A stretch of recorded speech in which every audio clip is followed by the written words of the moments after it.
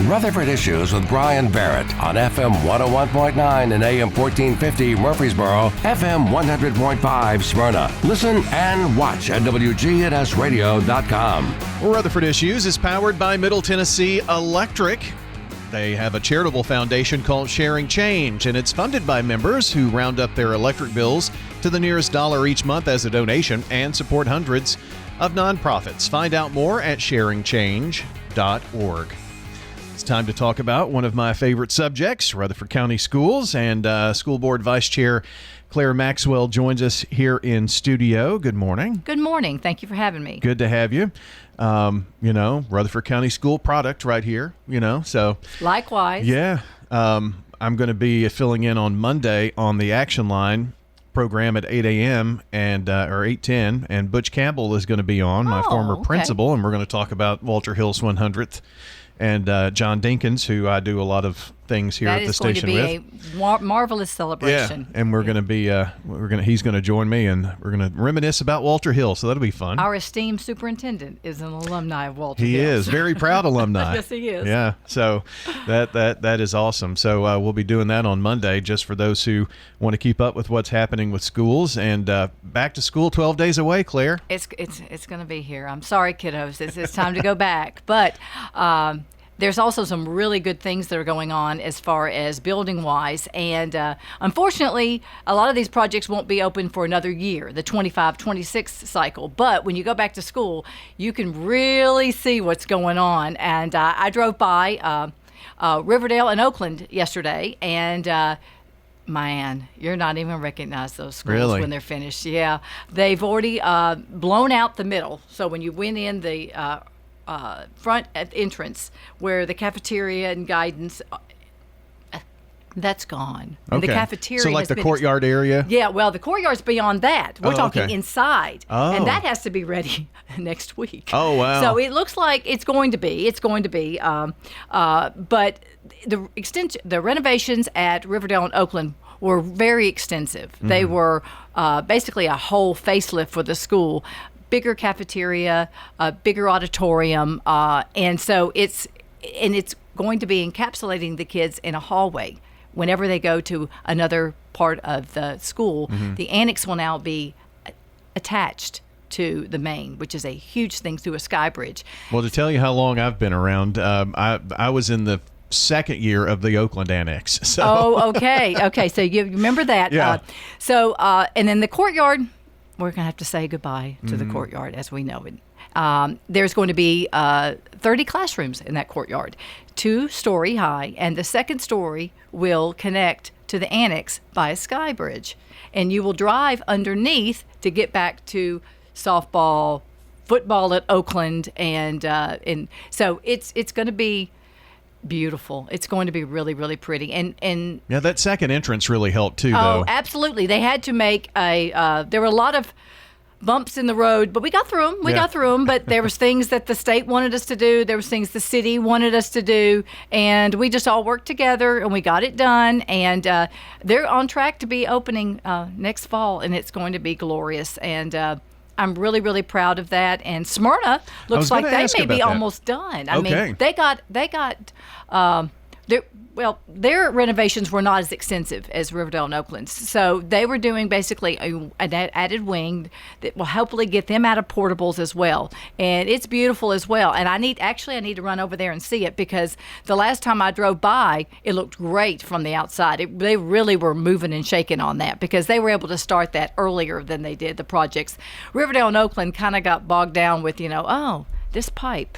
Oh, well, this wasn't supposed to be here, that kind of thing, Someone put it in there 50 years ago. Exactly. So, but we got through it, and so they're moving and shaking. And I'm also really excited to see that the elementary school, Poplar Hill, on the John L. Beatty property, is it's on its way to being ready too. So hopefully we will have a elementary school, and the high schools will be ready to go. And we've also got. It's not going to be ready this year. I was hoping so, but we're not going to be able to work it in. But hopefully by next year, we have a new alternative school going online. And this one's actually on the Allstate building, right next to Farm Bureau on Church Street. Oh, We're yeah, renovating that, and Okay. that's going to be a third alternative school. As we've grown, we've also, the need has grown for that too as well. So Wasn't there more than one on the plans, or at least, or you were looking at more than one alternative school? I was told there was just one. Now there is a Okay. behavior school for elementary kids, Simon Springs. That's in in the Laverne. old. That's in the old Okay. Roy Waldron Annex. Yeah, that's down there. Probably will need another one, unfortunately, as the county grows. And there's some kids that need some redirection. They need to go. They need to leave their classroom until they can learn. And some of those kids, it's amazing. Some of those kids really like it over there. It's like 15 to a classroom. It's smaller. They get the individualized attention that maybe they weren't getting, and the only way they got the attention was by negative attention, which isn't the right attention. So I'm excited to see this school, and hopefully, if we need another one, we can find the building. And this is a great idea. What we're doing here, we're renovating it, so we're not having to buy land and build up and everything. And they negotiated a very, very favorable price for us too, which doesn't always happen, but Sure. when we can get it, we like it. Well, and that brings me to I wanted to kind of dig a little deeper into the additions to the high schools, because you're building those additions much less than you would have to build a new high school somewhere. For $156 million, we got Smyrna, Riverdale, and Oakland done. And it would have cost that probably for a new high school, Metro right? Nashville and Bellevue just built the last high school that will probably be. I don't know who they used, but it could be the same people that same companies bid on all of these Sure. projects. $134 million Wow. for one school. That's crazy. And we are going to build a high school. We're gonna have to. We're going to in the next 4 years, because we've got Poplar Hill Elementary going up. After that, in a year later, we need to start the middle school. And thank goodness we have the property. There's room for it on the property. But then we've got to find land at the north end. I'm hoping and cautiously optimistic we may have found some. I'm not. Can't Now, say north anything. end, are we saying Laverne, Yes. Smyrna, or Blackman, or kind of No, Stewart's Creek? No, we're talking Laverne, Okay. north. And and this would be ideal if this works out. But we've got to start, and within 4 years, we have to start a high school. And the county commission's aware of that. I mean, we wish we weren't, but we can't put a Rutherford County's closed sign. We can't. They're going to come. Well, there's a state mandate, right? Exactly, and they absolutely are coming. If you don't think that our schools aren't the reason why they're coming, then it is. It's a good part of it. Let me ask you too about, I think it was wise to buy the farm across from Walter Hill School years ago, just because that's land that if you didn't get it, it probably wouldn't be here by now. Absolutely. And you're going to need it at some point. Finding land is the big issue right now, isn't it? It is. It's because, like I said, we stand behind the developers, and they're not going to cut the school system a break. John L. Beatty was great. He came down initially from what he first asked because he really liked the idea of having a school there. But let's not kid ourselves. Not every person who has land is going to think that. They're going to think, how much can I get this for? And that's their right. It's their land. Well, and also they probably know that if they build a school there, if they have any additional land, they're going to be able to sell it for houses, because absolutely, because that's what happened. It happens every time. When they built the school out in I'm losing my track. The last one that came online right as I was coming, it's out in the Christianity area. Plainview? Yes, Otters are their name. Yeah. When they built that, there was nothing out there. I know. Go out there now. And that just opened up in 2020. Well, Rockville High School, for instance. High School. Yeah, there was not much out there, but now look at it. And the same thing for Walter Hill. Honestly, every time I go to, I'm a big UT fan, newsflash, and I come home that way. I come home either through Las Casas or I come home up Lebanon from Lebanon. Oh, yeah, off of I-40. The building, the housing, it's exploding over there. When we hired the company to come in and take a look at rezoning our entire county, and they told us what our hot spots was. Obviously, Laverne was number 1. Christiana was number 2. But Walter Hill's number 3. Really? And now I don't know that Walter Hill isn't nipping at Christiana's heels the way it's been growing out there. So we are going to need that land, and I'm glad we've held on to it, because We were smart to do that because that's where we're going to need one. Well, I know that, Oakland Middle, there was the addition built out there a few years ago, but I drive by Siegel Middle every day, and there are like 13 portables there. So, I mean, it's coming sooner or later. Exactly. And when 25, 26 is when the shift with the zoning happens.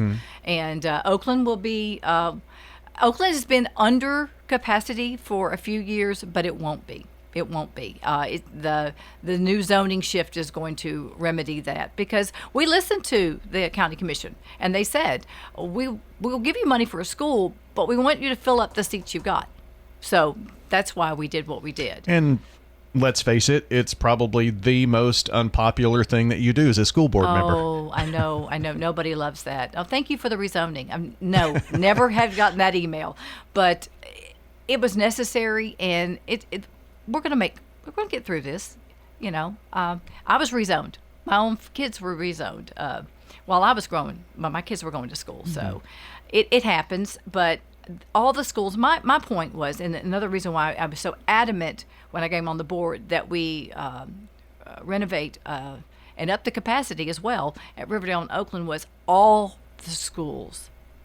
Every parent, every child needs to feel that they are going to a quality school that looks nice, that has the academic programs that they want, and feel proud of their school. I want every kid to feel proud of that shirt. I want that Oakland shirt or that Riverdale shirt or that Siegel shirt or that Plainview shirt. I want them to be proud of their school. And when you build new schools and they're all these bells and whistles and, it's 2020, it's not 1972. And so there's a lot that can be done to a school, that newer school, that they didn't do back then. And if you don't look back and say, okay, wait a minute, Riverdale's not looking so good right now. And it's not really safe to have a bell and have thousands of kids outside. Unfortunately, with all the school shootings that we've had, sure, you don't have to worry about someone, blasting their way in if the kids are already outside. And those accordion walls that separated the English rooms. Yeah, remember those back in the day? There was no doors at Riverdale. When I went to school there were no doors. You would go into the English wing and there would be open doors and this you could hear everything that was going on in each classroom. I remember those very well. So that has been fixed and it's going to be glorious, and I think it's going to be a big deal. We're going to have a ribbon cutting at both schools, and 3 schools at Smyrna as well. Yeah. And let the alumni come back and see, and let the community see this is what your tax dollars have done, and these kids are safe. They're never going to get wet again. I always felt bad for the kids at Riverdale and Oakland because there would be a storm outside. It's not affecting the kids at Rockville. It's not affecting the kids at Siegel. Kids at Riverdale and Oakland are getting soaked. And so that's a problem. And so now you don't have to worry about that ever again. Well, we've got Claire Maxwell joining us, Rutherford County School Board Vice Chair. We are going to talk about your special needs camp because that is outstanding what you're doing there. But you mentioned this a second ago, upping the capacity at Riverdale and Oakland. Those are going to be like, and Smyrna, they're going to be like, what, 2,500 students? 2,500. All the schools will be around 2,500. And so now, is that the case at the newer schools too, that capacity? Rockville and Stewart's Creek were already, okay. they could handle it. But Riverdale and Oakland were never built to be that big. In fact, when I was in school, I think they maybe had 1,200 or 1,300. I mean, it wasn't. But we're creating the largest high schools in the state, aren't we, really? We really are. And I would love to not have more than 1,500 at a school. Ideally, that's what we would love. But the problem is that would be too expensive for us to build that many additional high schools. And the land that it would take. The land it takes, and then you have to staff it. And it's just, this is the only way we can really do this. Now, my dad is from Washington, D.C. area, and some of their high schools are 3,500, 4,000. That's not happening. Those are college campuses, really. Exactly. And when they talk about an A, B, and C football team, that we're not going to have that. So this is as big as we're going to get. But we are going to, even with doing that, all this did was give us a few more years before we've got to build another comprehensive high school. You're going to have to build one in the next 4 years, Yes. or otherwise we're going to be back in the same place with portables and such, Exactly, right? and parents are sick and tired of it, and they're not safe. They're not really ideally what kids. We don't send our kids to school to go Yeah. to portables. It's just a necessary evil right now.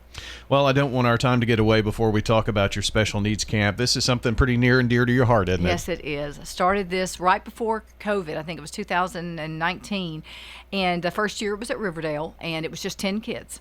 And it has grown, and I've been able to kind of bounce around from high school to high school, and because I know that in the summertime, because we don't provide transportation, it's easier for some parents if it's close to them versus all the way across town.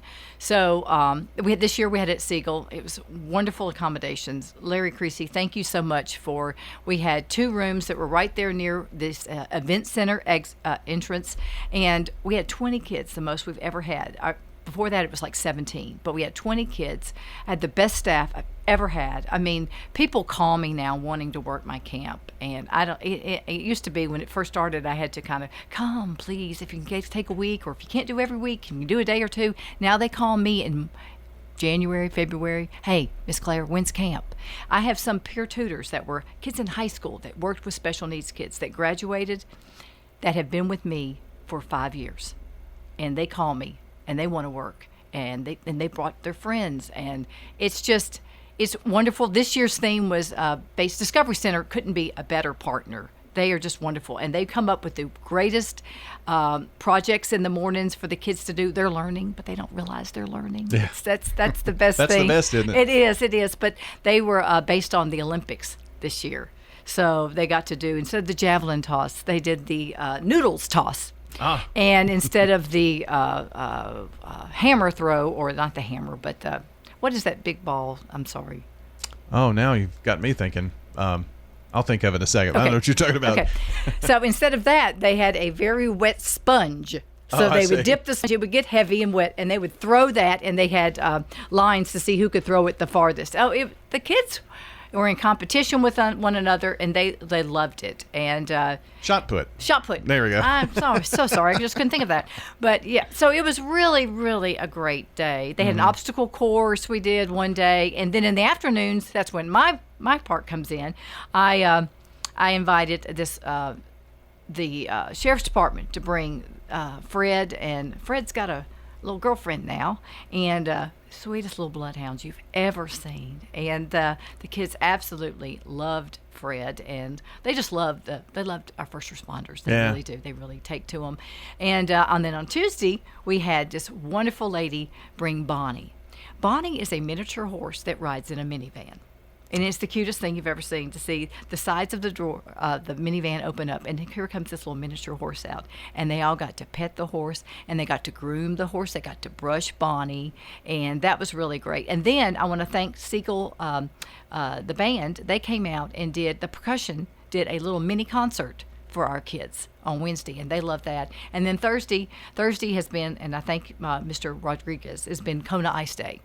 So Kona Ice came, and all the kids got a refreshing treat in the afternoon, and then they get recess time in the gym and play. Sure. And we put music on. They get to have dance parties, and it's just a wonderful week. And then Friday is the celebration, and so they always end it at Discovery Center. Mm-hmm. And this year Chick-fil-A donated their lunch. So instead we've had pizzas in the past, but they had Chick-fil-A, and they got to explore the wetlands. And some of those kids, believe it or not, have never been into Discovery Center, and their families don't know what it is. So it's a great opportunity for them to see all that Discovery Center has to offer. But I can't thank Tara McDougall and Discovery Center enough for partnering with me 5 years ago and seeing the need that I saw for these older kids, and the fact that this year we did go up. We've been around 40, but we went up to 50 this year.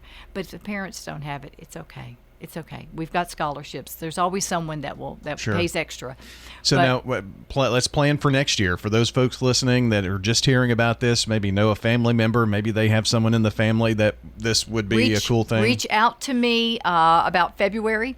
Okay. We will have by February. I will know where we're going, and I'll have the week picked out. So I'm thinking about going to Smyrna I think I'd like to go to Smyrna. We haven't been at Smyrna. We've been to Laverne.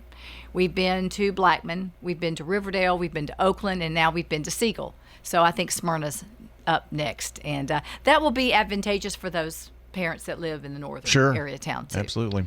Well, Claire, I appreciate you coming in today. I know that we've got lots of things with school starting. We have school board races. There's going to be a new school board. There is going to be a new school board. Butch Vaughn has already won his race, so he's already set to join us. He's taking Sheila Bratton's place.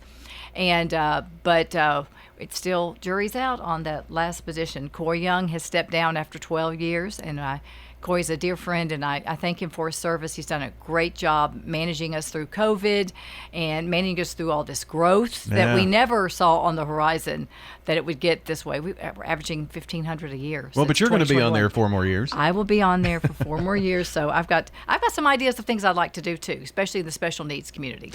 Well, I hope you will come back and visit with us. It's been fun catching up with you today. Thank you, sir. Thanks, Claire. That's Claire Maxwell joining us here on Rutherford Issues, the school board vice chair. And if you want to check out the podcast, it'll be up shortly at WGNSradio.com. Just look under podcast and Rutherford Issues. We talked about the renovations at Riverdale, Oakland, and Smyrna, and the new elementary school growth. All the information, if you just came in on the tail end, you'll want to go back and listen to the podcast. You can also find it in your favorite podcast platform, whether it's iTunes, Google, YouTube Music, all of those places. So have a great day, everybody. We'll see you back here next time.